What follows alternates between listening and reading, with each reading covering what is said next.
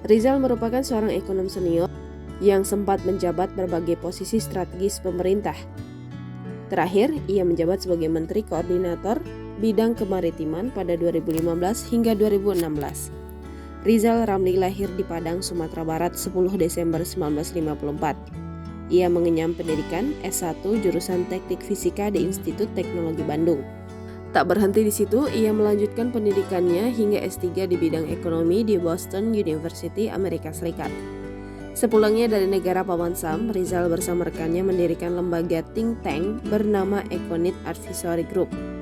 Lembaga tersebut kerap menyampaikan kritik terhadap kebijakan ekonomi di pemerintahan Orde Baru.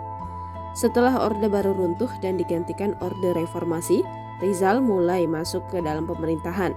Tugas pertamanya ialah menjadi Kepala Badan Urusan Logistik pada 2000. Pada Agustus 2000, Rizal diberi kepercayaan lebih oleh Presiden Abdurrahman Wahid untuk menjadi Menteri Koordinator Bidang Ekonomi, Keuangan, dan Industri. Jabatan ini ditempati oleh Rizal hingga Juni 2001. Setelah itu Rizal ditunjuk menjadi Menteri Keuangan pada Juni 2001. Namun hanya berselang sebulan ia harus digantikan oleh Budiono seiring dengan berakhirnya era kepemimpinan Gus Dur. Lalu berselang 14 tahun lamanya, Rizal kembali masuk jajaran kabinet pemerintah.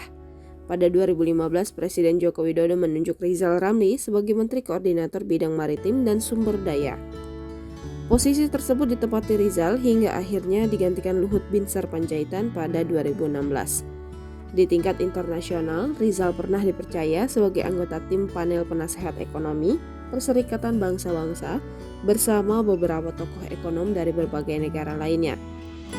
Karena ingin fokus mengabdi pada negara dan bangsa Indonesia, Rizal pernah menolak jabatan internasional sebagai Sekretaris Jenderal Economic and Social Commission of Asia and Pacific yang ditawarkan PBB pada November 2013. Download Tribun X sekarang, menghadirkan lokal menjadi Indonesia.